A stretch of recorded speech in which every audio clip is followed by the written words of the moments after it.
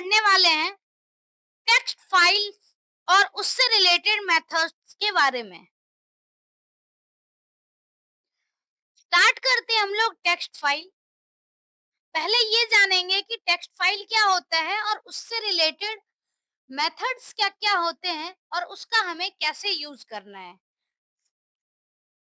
Text file it stores information in the form of sky और Unicode characters. अगर हम text file की बात करेंगे तो टेक्स्ट फाइल जो है वो स्काई कोड यानी कि American standard code for information interchange. Sky code 7 bit code होती है और Unicode characters Unicode universal character code होता है जिसमें हम सारे सिंबल्स को रिप्रेजेंट कर सकते हैं। तो कोई भी फाइल जो आइदर स्काई कोड या यूनिकोड में के फॉर्म में डेटा स्टोर करता है इसे हम टेक्स्ट फाइल बोलते हैं। Each line of text is terminated with special character called EOL यानी एंड ऑफ लाइन। और बाय डिफॉल्ट जो एंड ऑफ लाइन कैरेक्टर होती है वो होती है new line character slash n, जो कि पाइथन प्रोग्रामिंग में बाय डिफॉल्ट होता है। अगर हम टेक्स्ट फाइल के एक्सटेंशन की बात करें तो टेक्स्ट फाइल की एक्सटेंशन होती है .txt। Working with text file, इसके अंदर हम लोग एक तो पढ़ेंगे reading data from a file, यानी कि कोई अगर फाइल दे रखी हो उसमें से हमें डेटा को रीड कैसे करना है। दूसरा, कोई डेटा को हमें फाइल में राइट कैसे करना है ताकि वो परमानेंटली स्टोर हो जाए। तो ये दो चीज के बारे में हम लोग डिटेल में पढ़ेंगे और इससे रिलेटेड डिफरेंट डिफरेंट मेथड से हमारे पास। स्टार्ट करते हैं रीडिंग डेटा फ्रॉम फाइल्स।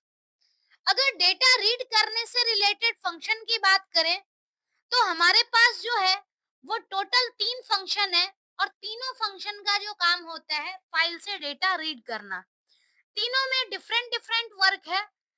एक एक करके हम डिटेल में इसको देखेंगे। पहला है रीड फंक्शन जिसको हम रीड से डिनोट कर रहे हैं। दूसरा है रीड लाइन और तीसरा है read lines. Read function it is used in text files to read a specified number of data types from the file। जो रीड फंक्शन है उसका यूज हम करते हैं ताकि जो specified number of data bytes file से रीड कर सके।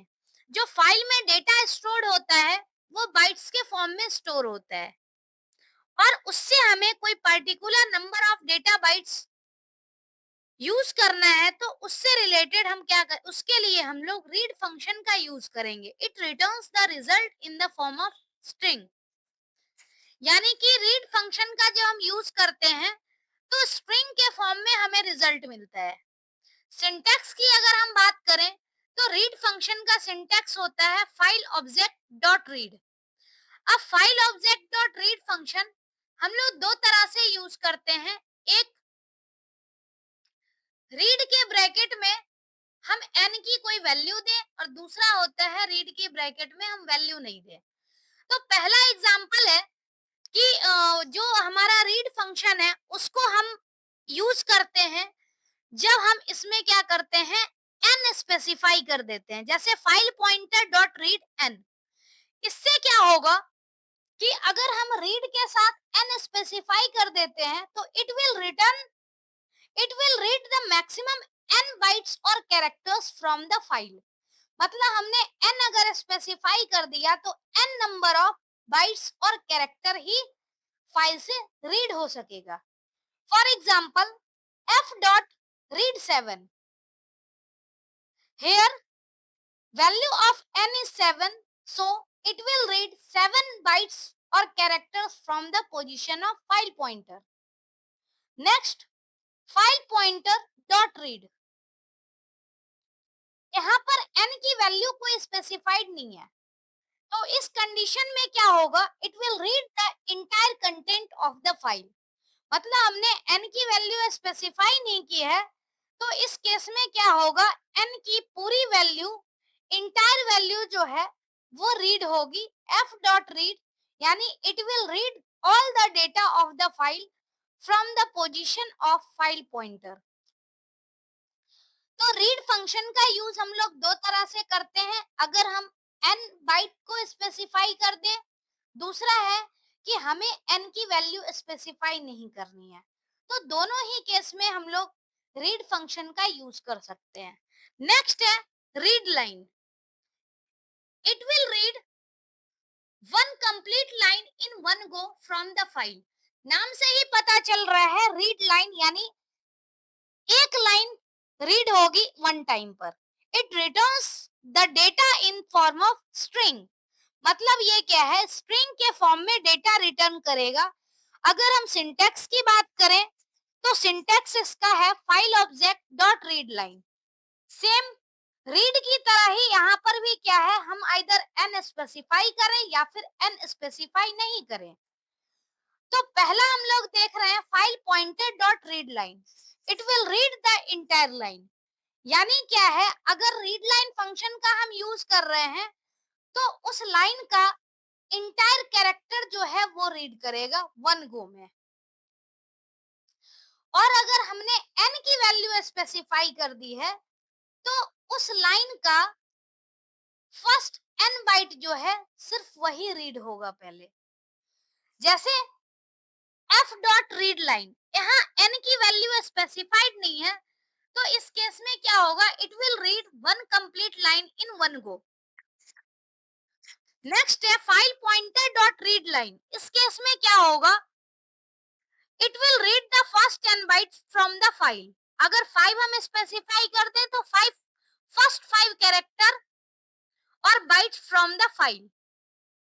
अब तीसरा फंक्शन है रीड लाइंस। अगर हम रीड लाइंस की बात करें तो रीड लाइंस में क्या होता है, इसमें कोई एन की बात नहीं होती, क्योंकि यहाँ पर जब भी होगा तो पूरी की पूरी फाइल ही रीड होगी। तो इस केस में क्या है, हमें n की वैल्यू स्पेसिफाई नहीं करनी है। It will return all the lines of the file as elements of the list. That is, first line of the file will be the first element of list and so on.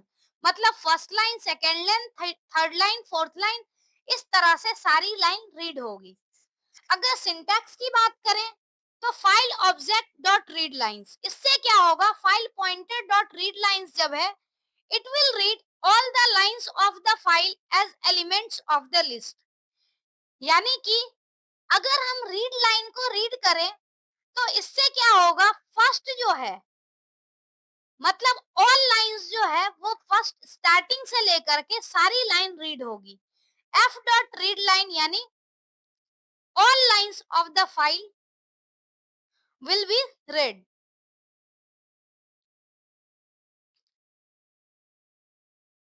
इस तरह से हम लोग file के read function का use कर सकते हैं।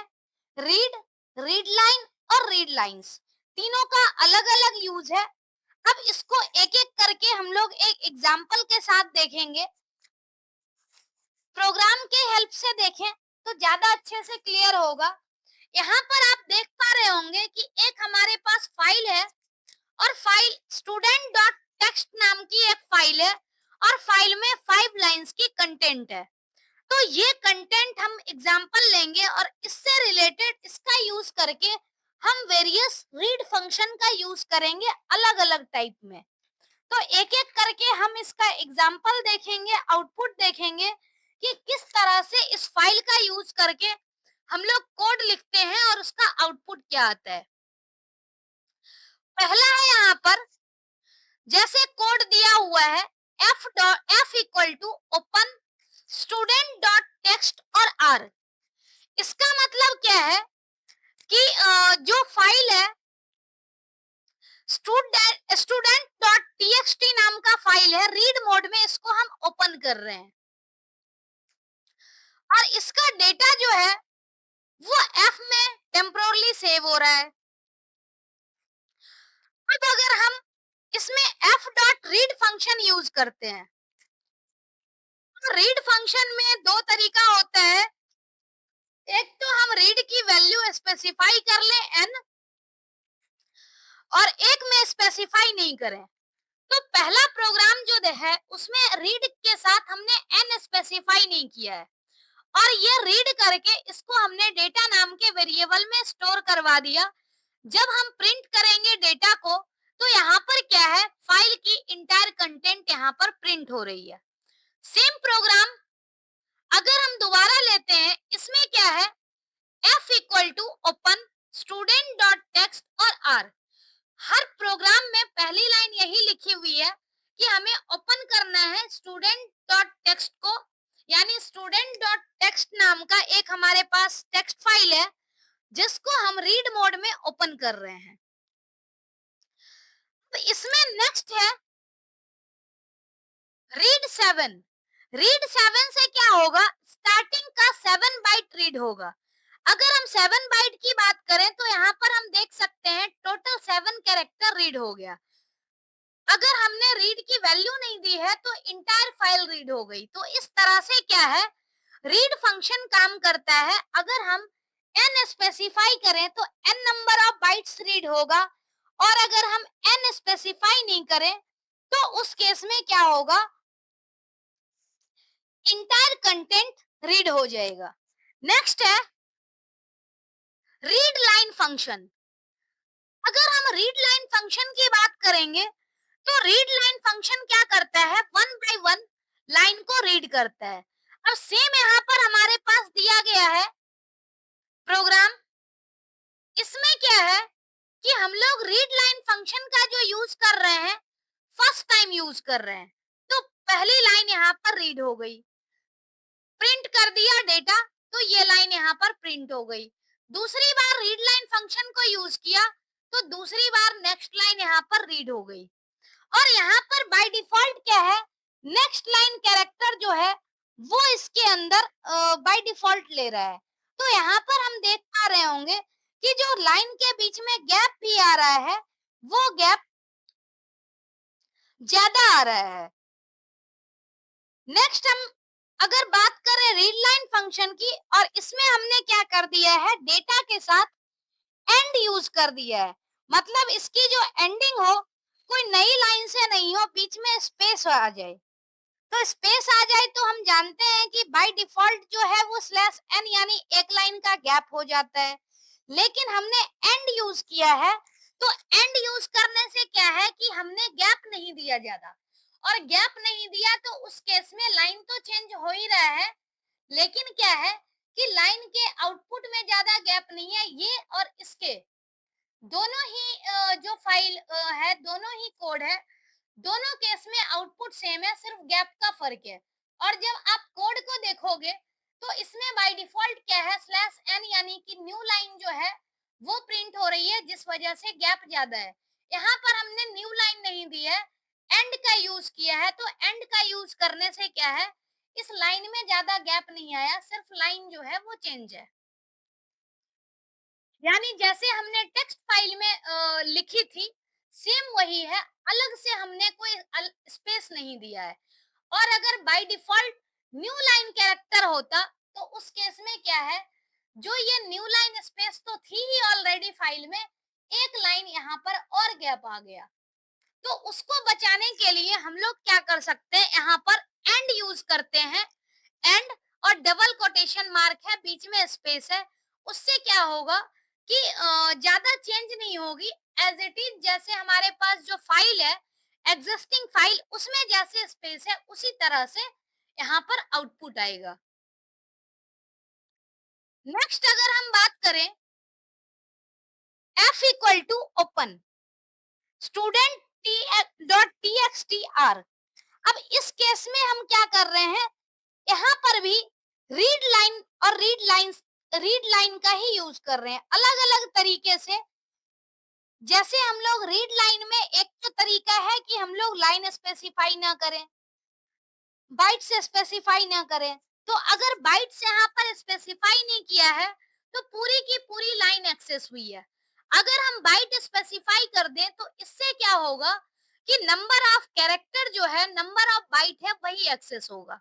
यहाँ पर हम ध्यान से देखें तो फर्स्ट टाइम में क्या हुआ है, रीड लाइन, तो यहाँ पर पूरी की पूरी लाइन यहाँ पर एक्सेस हो गई। सेकेंड में क्या है, हम लोग लिख रहे हैं रीड लाइन 5, तो इससे क्या है, टोटल 5 कैरेक्टर एक्सेस होगा सेकेंड लाइन में, ई एम पी ओ और डब्ल्यू, इतनी लाइन यहाँ पर प्रिंट हो गई। दोबारा से हमने क्या किया है कि रीड लाइन 7 यानी उसका अगला जो बाइट है वो रीड होगा। अब यहाँ पर हम ध्यान से देखें तो ई आर एस और एक गैप है आई एन डी, तो ये 3 3 6 और बीच में स्पेस, यानी कि टोटल 7 कैरेक्टर। तो फर्स्ट में 5 कैरेक्टर हो गया, सेकंड में 7 कैरेक्टर हो गया, और रीड लाइन जो है, रीड लाइन में जब बाइट स्पेसिफाइड नहीं है तो पूरी लाइन यहाँ पर एक्सेस हो गई। तो इस तरीके से हम क्या कर सकते हैं, रीड लाइन फंक्शन का यूज कर सकते हैं अलग अलग तरीके से। नेक्स्ट है रीड लाइंस फंक्शन। अगर हम रीड लाइंस फंक्शन की बात करते हैं तो रीड लाइंस में क्या होता है कि इंटायर डेटा एक बार में रीड हो जाता है, लेकिन हम लोग यहाँ पर ध्यान से देखें तो रीड लाइंस फंक्शन में क्या हुआ है, जो हमारा डेटा रिटर्न हुआ है वो डेटा एक लिस्ट के फॉर्म में रिटर्न हुआ है। और लिस्ट के फॉर्म में कैसे रिटर्न हुआ, तो यहाँ पर क्या है, स्क्वायर ब्रैकेट का यूज है। हम ध्यान से देखें तो बाय डिफॉल्ट हर एक लाइन में क्या होता है, स्लैश एन, यानी new line character bye default होता है। तो अगर हम लिस्ट को ध्यान से देखें तो फर्स्ट लाइन उसके बाद स्लैश एन दिया हुआ है, ऐसे ही कॉमा करके सेकेंड लाइन फिर स्लैश एन दिया हुआ है। तो इस तरह से लिस्ट के फॉर्म में एक्सेस हुई है यहाँ पर, जब हमने रीड लाइंस फंक्शन की हेल्प से डेटा रीड किया। हम चाहते हैं कि रीड लाइन फंक्शन जो है, read lines function data access तो करे लेकिन प्रिंट जो है वो अलग अलग लाइन करे। तो उस केस में क्या है कि हम लोग डेटा रीड कर रहे हैं लेकिन प्रिंट करने के लिए हम फॉर लूप का यूज कर सकते हैं। इससे क्या होगा कि अलग अलग लाइन का डेटा अलग अलग लाइन में प्रिंट होगा, जैसे हमारे पास फाइल में दिया गया है, ना कि लिस्ट के फॉर्म में। तो उसके लिए हम लोग क्या कर सकते हैं, यहाँ पर डेटा रीड लाइंस ये तो कर दिया। अब एक एक करके फाइल को हम जब रीड कर रहे हैं तो प्रिंट करना हो, उसके लिए हम यूज कर रहे हैं फॉर लूप। और हमने डेटा में क्या किया है, सारी लाइन को यहाँ पर एक्सेस कर लिया, मतलब डेटा हमारा लिस्ट के फॉर्म में है। अब यहाँ पर एक एक करके हम लोग आई, यानी यहाँ पर पहला एलिमेंट 0th इंडेक्स वाला एक्सेस होगा, फिर उसके नेक्स्ट वाला, फिर उसके नेक्स्ट वाला। तो इस तरह से क्या है कि अलग अलग लाइन यहाँ पर एक्सेस होगी। तो इसमें रीड लाइंस जो है वो लिस्ट के फॉर्म में वैल्यू रिटर्न कर रहा है। तो उसके लिए जब भी हमें एक एक लाइन करके प्रिंट करना होगा तो हम यहाँ पर फॉर लूप का यूज करेंगे, जिससे क्या है कि जो हमारा आउटपुट आए वो बिल्कुल टेक्स्ट फाइल में जैसे दे रखी हो उस तरह से आउटपुट आएगा। तो ये कुछ रीड फंक्शन थे, टेक्स्ट फाइल के रीड फंक्शन जिसका हमने यूज किया है। अब डेटा हमें राइट करना है, अगर किसी फाइल में हम डेटा राइट करना चाहते हैं तो उसके लिए हमारे पास क्या है, कुछ टिप्स है। पहले हम उस टिप्स को देखेंगे, उसके बाद हम डेटा राइट करने के प्रोसेस को देखेंगे और मेथड्स को देखेंगे। यहाँ पर हमारे पास एक फ्लो चार्ट बना हुआ है। अगर हम फ्लो चार्ट को देखेंगे तो फ्लो चार्ट में लास्ट में ये क्लोज है, फाइल को हम क्लोज करते हैं। सबसे पहले यहाँ क्या है, फाइल ओपन करना होगा, ताकि डेटा को हम क्या करेंगे, फाइल रीड करेंगे। रीड करने के लिए हमें फाइल ओपन करना होगा। अब जब हम फाइल को रीड करते हैं तो इस केस में क्या है कि हमें डिसाइड करना है कि हम फाइल को कैसे रीड करें। तो या तो हम कैरेक्टर बाय कैरेक्टर रीड कर सकते हैं, या फिर वर्ड के फॉर्म में रीड कर सकते हैं, या फिर लाइन के फॉर्म में रीड कर सकते हैं। तो जब हम कैरेक्टर के फॉर्म में रीड करेंगे तो यहाँ पर रीड फंक्शन है, और जब हमें कैरेक्टर को एक एक करके प्रिंट करना होगा तो उसके लिए हमें लूप यूज करना होगा, ताकि same process multiple time repeat हो सके। ऐसे ही वर्ड बाय वर्ड अगर हमें किसी फाइल को रीड करनी है तो उसके लिए भी हम रीड फंक्शन का यूज करेंगे। रीड फंक्शन का यूज करके हम क्या करेंगे, उसको स्प्लिट कर देंगे। स्प्लिट करने से क्या होगा कि बाय डिफॉल्ट जब भी हम लोग किसी को स्प्लिट करते हैं किसी चीज को, तो जहां पर हमारा स्पेस है, स्पेस डेलिमीटर है, वहां से हमारा फंक्शन जो है फाइल का कंटेंट वो स्प्लिट हो जाएगा, मतलब वर्ड बाय वर्ड स्प्लिट हो जाएगा। अब वर्ड बाय वर्ड स्प्लिट होगा, इस केस में क्या है, हमने याद होगा कि हमने पार्टीशन मेथड पढ़ा था स्ट्रिंग में। तो पार्टीशन पढ़ने में क्या था कि जब हमने पार्टीशन यूज किया तो 3 पार्ट में डिवाइड होता था, लेकिन स्प्लिट में क्या होता था कि बाय डिफॉल्ट जितने वर्ड्स हैं उतनी बार स्प्लिट होता था। तो यहाँ पर हम कोई डेलिमीटर जब स्पेसिफाई नहीं करेंगे स्प्लिट में, तो जहां पर हमारी स्पेस है वहां से स्प्लिट हो जाएगी, मतलब वर्ड बाय वर्ड स्प्लिट होगा। और उसको हम रीड करने के लिए, प्रिंट करने के लिए लूप का यूज कर सकते हैं। नेक्स्ट, लाइन बाय लाइन अगर हमें करना होगा तो लाइन बाय लाइन करने का तरीका हमने देखा ही कि हम इंटायर फाइल के कंटेंट को रीड लाइंस का यूज करके रीड कर सकते हैं। लेकिन हमें अगर प्रिंट करना होगा तो एक एक करके प्रिंट करने के लिए हम फॉर लूप का यूज करते हैं। तो इस तरह से हमें पता होना चाहिए कि कैसे हम फाइल की कंटेंट को रीड करते हैं, इसी तरीके से हमें फाइल को राइट भी करना होता है। और इस तरह से अलग अलग तरीके से आइदर कैरेक्टर वाइज या वर्ड वाइज या फिर लाइन वाइज हम लोग रीड करेंगे और उसको हम प्रिंट कर सकते हैं। यही सेम टिप्स राइट के केस में भी यूज होता है, क्योंकि जिस तरह से हम कैरेक्टर वर्ड या फिर लाइन वाइज रीड कर रहे हैं, इसी प्रकार से हमें क्या करना होगा, राइट भी करना होगा। नेक्स्ट है, अगर हम एग्जाम्पल की बात करें तो जैसे हम कैरेक्टर वर्ड और लाइन का यूज करके एक एक करके हम रीड कर रहे हैं, तो उससे रिलेटेड हमारे पास कुछ एग्जाम्पल है, प्रोग्राम है, उसको हम एक एक करके देखेंगे जिससे कि ये सिनेरियो क्लियर हो सके। पहला एग्जाम्पल है, write a function count care that reads a file named care text,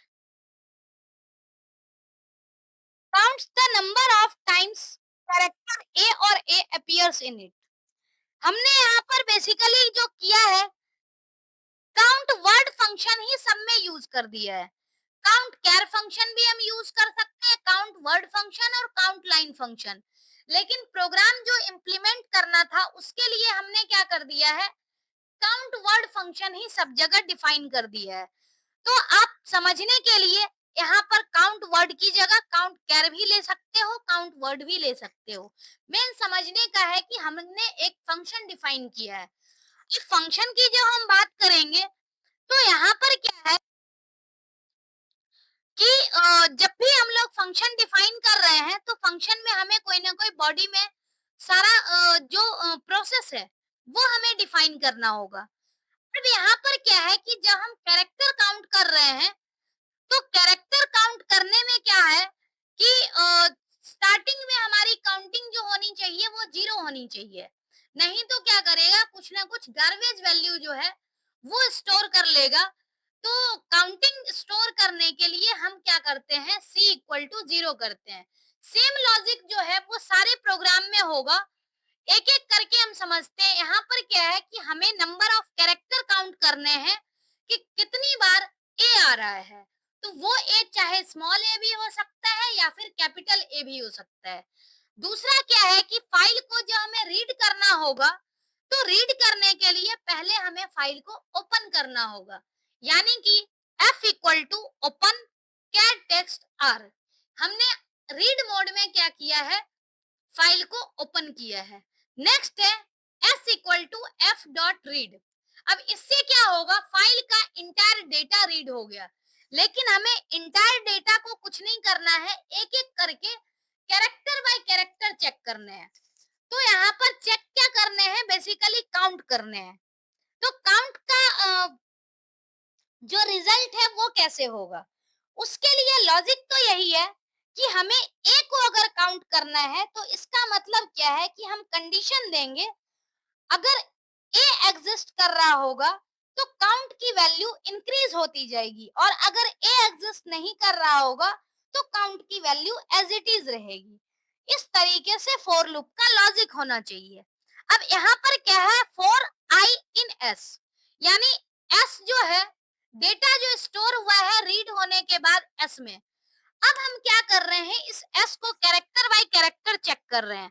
हर एक कैरेक्टर को हम कंपेयर करेंगे, आइदर जैसे यहाँ पर इफ आई डॉट अपर हमने लिख दिया इक्वल टू ए, मतलब इनकेस ए हो या फिर ए हो, ये तो अपर केस है ही, ये ए को भी अपर केस में अपर फंक्शन कन्वर्ट कर रहा है और कंपैरिजन ए से कर रहा है। इसका मतलब क्या हुआ कि चाहे स्मॉल ए हो या फिर कैपिटल हो, दोनों ही कंडीशन में इफ जो है वो ट्रू होगा, और इफ ट्रू होगा तो यानी c plus equal to one, इसकी जो काउंट है वो वन से इंक्रीज हो जाएगी। और ये फॉर लूप जो है ये चलता रहेगा जब तक कि इसमें कैरेक्टर हो। जब कैरेक्टर नहीं होगा तो यहाँ पर क्या है, फॉर लूप क्लोज हो जाएगा और सी की फाइनल वैल्यू रिटर्न होगी।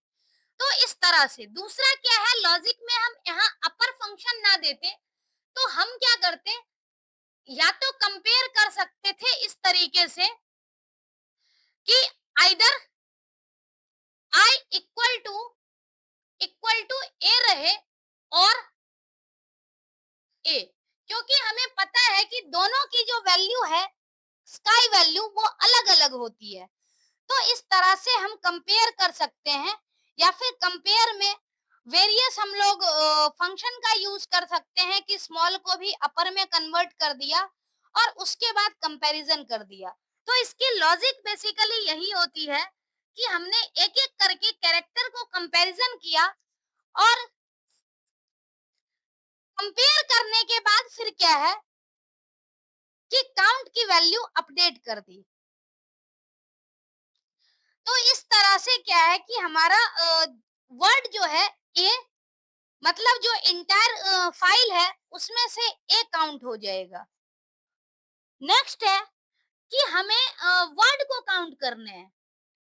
वर्ड को काउंट करने के लिए यहाँ पर क्या लिखा हुआ है कि द कितनी बार एग्जिस्ट हो रहा है। तो कई बार होता है कि स्टार्टिंग में हम लोग कैपिटल टी लिख दें, उसके बाद एच ई लिख दें, ऐसे ही स्मॉल टी एच ई लिख दें। तो उससे बचने के लिए हम क्या कर सकते हैं, कंपैरिजन में सबको कन्वर्ट कर सकते हैं अपर केस में। सेम लॉजिक है, यहाँ पर क्या है कि काउंट की वैल्यू स्टार्टिंग में 0 है, फाइल हमने ओपन करी, फाइल रीड करी। अब क्या है, एक हमने एडिशनल फंक्शन यूज किया है स्प्लिट। स्प्लिट से क्या होगा कि जो वर्ड से हमारे पास फाइल में उसकी लिस्ट क्रिएट हो जाएगी, और लिस्ट क्रिएट होने के बाद क्या है, एक एक करके हम कंपेयर करेंगे, चाहे वो कैपिटल में हो या स्मॉल में हो या फिर कैपिटल स्मॉल मिक्स हो, सबको अपर फंक्शन क्या कर देगा, अपर केस में कन्वर्ट कर देगा। और जैसे ही हमें क्लियर होगा कि यहाँ पर द एग्जिस्ट कर रहा है, मतलब ये कैपिटल द है, कंपेयर करने का मतलब है कि अगर इफ फंक्शन ट्रू हो गया तो सी की वैल्यू इंक्रीज हो जाएगी। तो वहां पर हमने कैरेक्टर को कंपेयर किया, यहाँ पर हम क्या कर रहे हैं, स्प्लिट करके वर्ड को कंपेयर कर रहे हैं। और वर्ड को कंपेयर करने से क्या है कि द की जो काउंटिंग होगी वो फाइनल यहाँ पर रिजल्ट आएगा। तो इस तरह से हम द को भी काउंट कर सकते हैं। नेक्स्ट है काउंट लाइन। काउंट लाइन के केस में क्या है कि यहाँ पर जो दिया हुआ है हमारे पास कंडीशन, उसमें ये है कि हमें नंबर ऑफ लाइंस काउंट करने हैं जो वोवेल से स्टार्ट हो रहा हो। तो हमने एक ऑपरेटर पढ़ा है इन और नॉट इन। तो इन और नॉट इन का मतलब है कि हम लोग कंपेयर कर सकते हैं। तो पहले हम लोग देखते हैं, हमने फंक्शन बनाया है काउंट वर्ड, काउंट वर्ड नाम से ही फंक्शन है क्योंकि हम सेम प्रोग्राम में चेंज कर रहे हैं।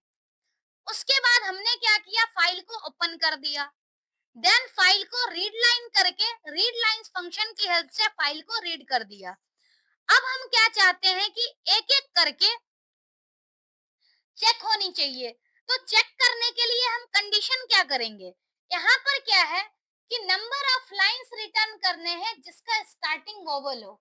मतलब अगर हमें पहली लाइन एक्सेस होगी तो पहली लाइन के 0th पोजीशन पे वोवेल होना चाहिए, और वोवेल चाहे ए ई आई ओ यू स्मॉल में हो या फिर कैपिटल में हो।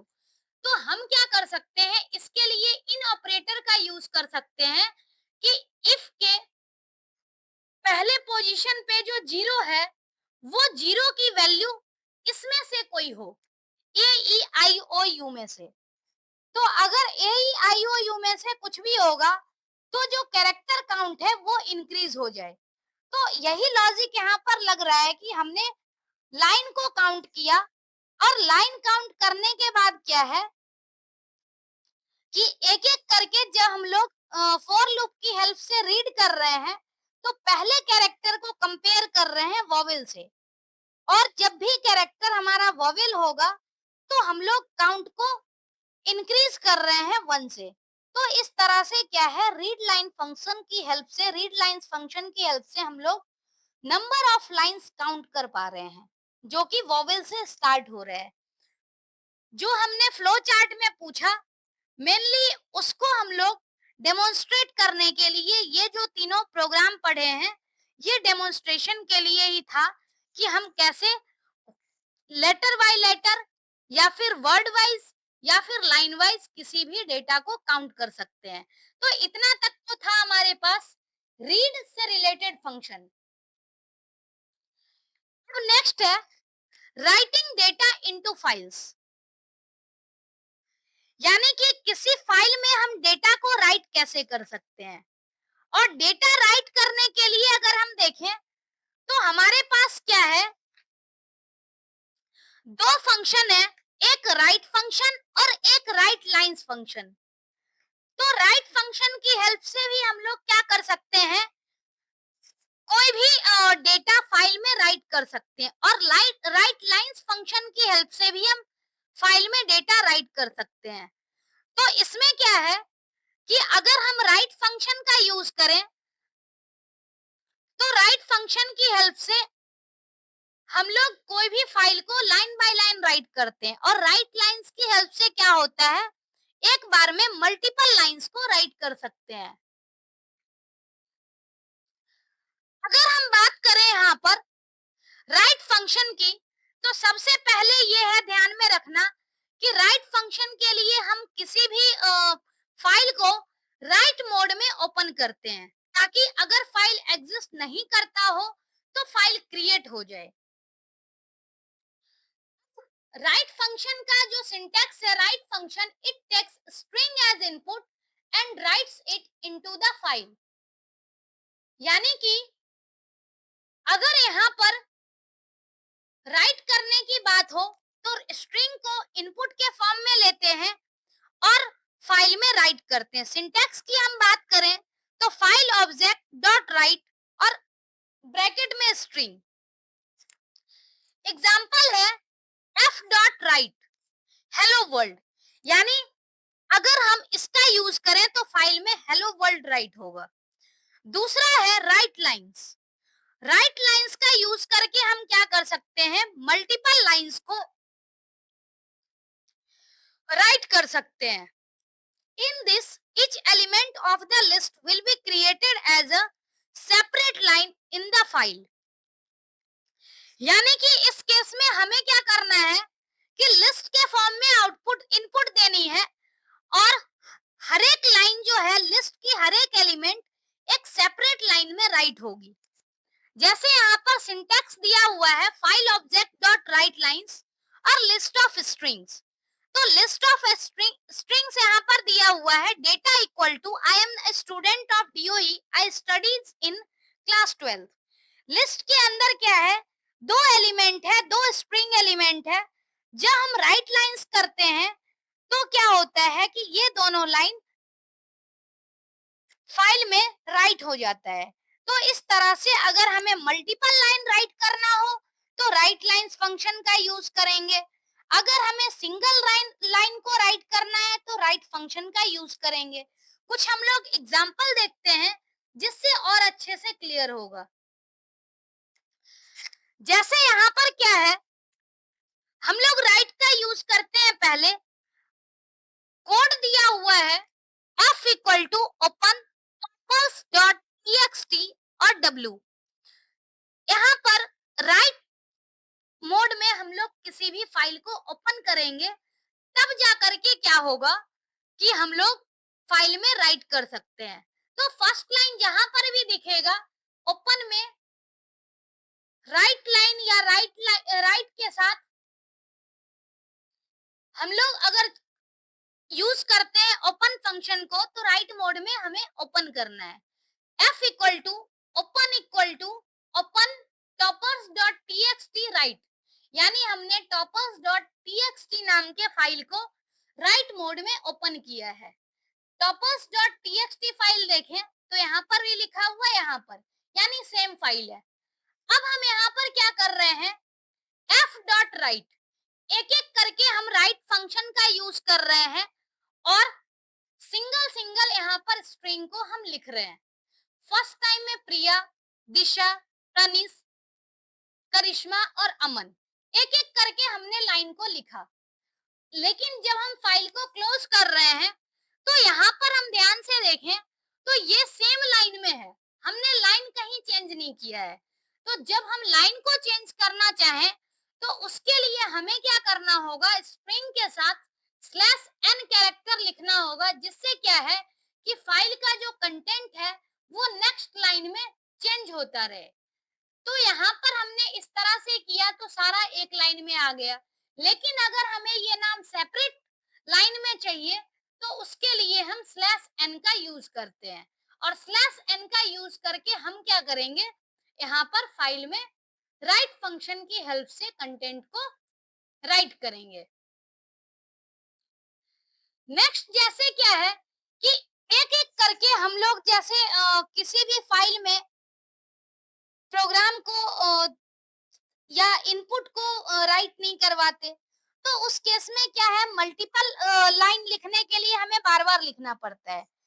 तो हम जैसे यूजर से कोई इनपुट ले और वन बाय वन इनपुट ले करके और टेक्स्ट फाइल में अगर हमें राइट करवाना हो तो उसके लिए हम क्या कर सकते हैं, फॉर लूप का यूज कर सकते हैं, जिससे क्या है कि बार बार फॉर लूप रिपीट होता रहेगा। और फॉर लूप रिपीट होते होते क्या होगा कि जो भी हमारी फाइल है with open toppers dot TXT, इससे क्या होगा कि हमारी जो फाइल है वो टॉपर्स डॉट टीएक्सटी फाइल जो है वो राइट मोड में ओपन हो रही है एज एफ। अब हम बात करें फॉर लूप की, तो फॉर लूप में फॉर आई इन रेंज 5, मतलब क्या है कि इन रेंज 5, रेंज फंक्शन में हमने जब स्टॉप की वैल्यू यहाँ पर 5 दे दी है, इसका मतलब काउंटर 0 से लेकर के 5 तक यहाँ पर चलेगा और 5 बार क्या होगा कि ये जो फॉर लूप है ये एग्जीक्यूट होगा और यूजर से एक एक करके इनपुट दिया जाएगा। यूजर इनपुट देगा और ये फाइल जो है, मतलब ये फंक्शन राइट नाम के राइट हो जाएगी किसमें, तो फाइल में। तो इस तरह से हम लोग क्या कर सकते हैं कि जो हमारे पास फाइल की कंटेंट है वो इस तरह से दिखेगी, जिसमें टोटल हमारे पास 5 नाम होगा जो हमने यूजर से इनपुट के फॉर्म में लिए हैं। तो इस तरह से हम लोग क्या कर सकते हैं, फॉर लूप का यूज करके भी यूजर से इनपुट लेकर के और उसके कंटेंट को फाइल में ऐड करवा सकते हैं। तो ये तरीका है। अब ये तो राइट फंक्शन यूज करके था। नेक्स्ट हमारे पास क्या है, राइट लाइंस।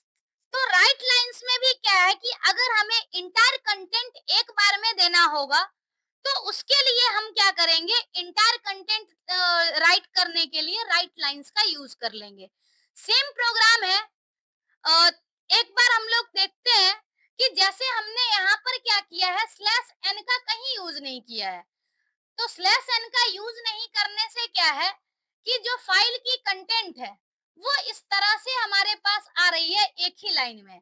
अगर हम चाहते हैं कि फाइल की कंटेंट अलग अलग लाइन में हो, तो आइदर हम यहाँ पर क्या कर सकते हैं, डेटा के साथ अपेंड फंक्शन का यूज कर सकते हैं, कि मतलब जो हमारी ये एग्जिस्टिंग है, लिस्ट के फॉर्म में हमने बनाया, और लिस्ट के फॉर्म में बना करके यानी कि एक एक करके सारा जो डेटा है वो सेव हो जाए लिस्ट में, और हर एक नाम के साथ क्या हो, स्लैश एन ऐड होता रहे।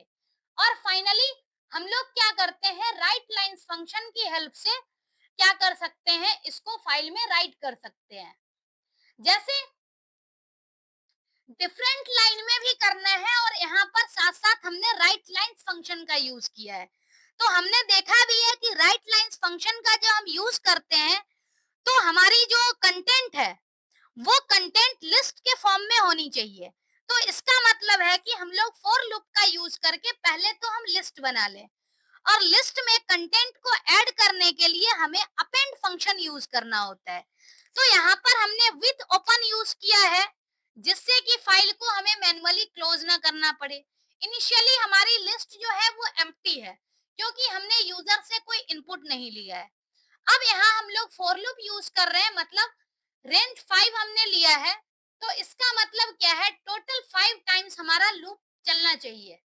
एक एक करके हम यूजर से इनपुट ले रहे हैं इनपुट फंक्शन की हेल्प से, और उसमें हम लोग क्या कर रहे हैं, नेम के साथ स्लैश एन अपेंड करके, और डेटा जो लिस्ट है, मतलब डेटा नाम की लिस्ट है, उसमें ऐड करते जा रहे हैं। इससे क्या होगा कि लास्ट में एक ऐसी लिस्ट हमारे पास बनेगी जिसमें यूजर के द्वारा इनपुट दिया गया सारा डेटा होगा, और लास्ट में हम लोग क्या कर सकते हैं, राइट लाइंस की हेल्प से यहाँ पर डेटा को राइट कर देंगे।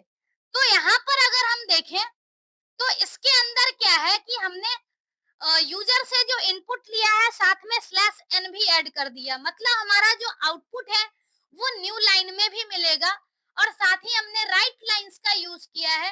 तो इसका मतलब क्या है कि दोनों चीज हमने यहाँ पर देख लिया। अब इस कंडीशन में देखें तो टॉपर्स डॉट टेक्स्ट नाम की जो फाइल है, उसमें क्या है कि हमने जो डेटा यहाँ पर इनपुट दिया है, बिल्कुल इसी सीक्वेंस में लिस्ट में डेटा ऐड हुआ, प्लस साथ में स्लैश एन ऐड हुआ।